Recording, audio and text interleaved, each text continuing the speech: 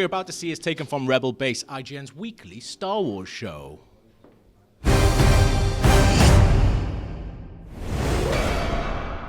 So another thing then, so everyone's talking about Kylo Ren as being, like, I generally think he's one of the best bad guys ever. Because I think he's got a real sadness to him. And I think that's one of the things that I really, really like. Like, I like that he's being pitted against General Hux so much. And I like that he's being used because it kind of takes away, even though he's doing these really, like, bad things, you kind of can't help but sympathize with him as well. And especially then when sort of Rey turns him and he realizes he's not as powerful as he is. And she says, you're afraid you'll never be as powerful as Darth Vader. I found like him being such like a pathetic, like sad character almost made him like even worse because everything that he did from then, and especially when it comes to like him being hurt and like hitting himself and things like that, I just kind of felt like I was really, really sorry for him, and I kind of felt like he could do anything at any point. And I think that kind of just made him like a really, really good bad guy. Yeah, I mean, I felt like they did manage to do more with him in one film than the prequels did with Anakin in 3. Yeah. Like the arc he had, the story he had, and what an interesting character he was. And how much screen time has he got? 20 minutes, half an hour, if that. I think you had a good point, Dan, about his parentage as well and how that's kind of made him who he is. Yeah, it's like, even though I agree, like, I think that scene between Leia and Han is a bit heavy-handed when they try and fill in the backstory of them. I think when they're talking about him, it's perfectly fine, and it's actually really sad when they say we sent him away.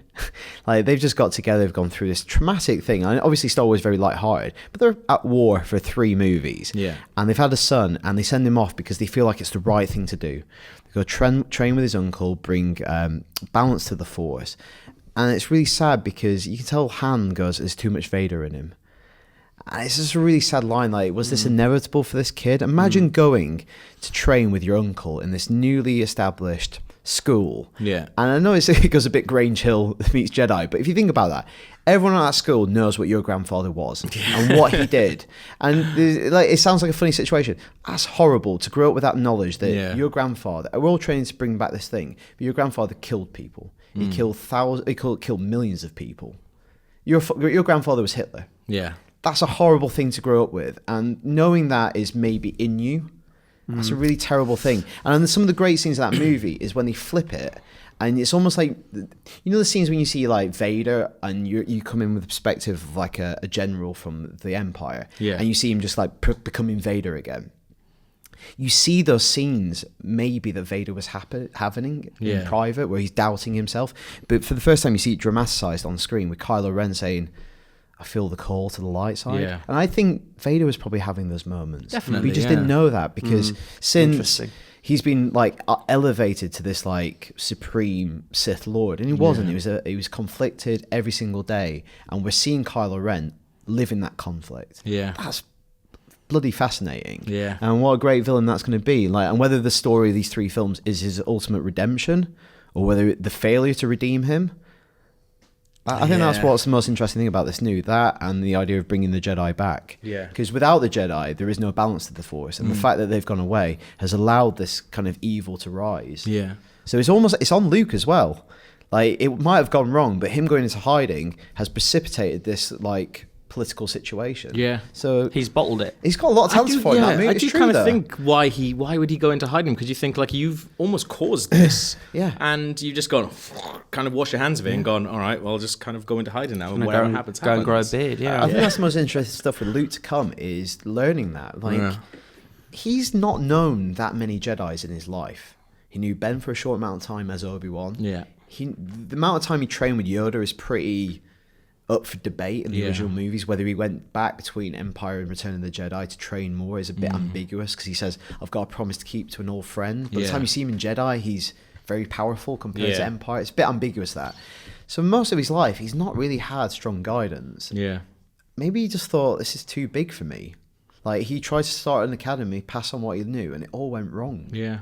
And that was his own nephew. It's really interesting stuff, I think. Yeah, we had a really good conversation in the pub about it. I'm just saying, like, how does Kylo Ren not know everything there is to know about Anakin's turn to Darth Vader, and Darth Vader's like turned back towards the light as well? Because at the point, surely, when Kylo Ren starts to turn to the dark side and be like, look, just so you know, even though you are putting like Darth Vader on this pedestal, he does turn back. Like, he turned back right at the end, and he realized, like, sort of the error of his ways. And, like, we spoke to J.J. Abrams about this last week, and he said he, like, idolizes the thing that Darth Vader was, like, this sort of, like, you know, the best form of the dark side.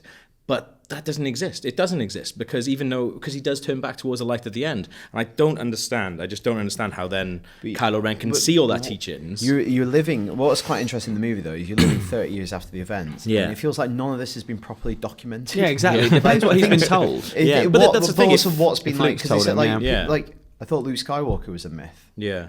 This is a weird, things have kind of evaporated because the war, like, everything's a bit, it doesn't feel like everyone knows also, really what went down. You don't know at what point Snoke got hold of him and started poisoning his brain, like kind of Iago in Othello. Yeah, it's poison in the ear. That's what's always been the kind of what's been happening all through these stories. So Luke might have been telling him one thing, but he might have been hearing another.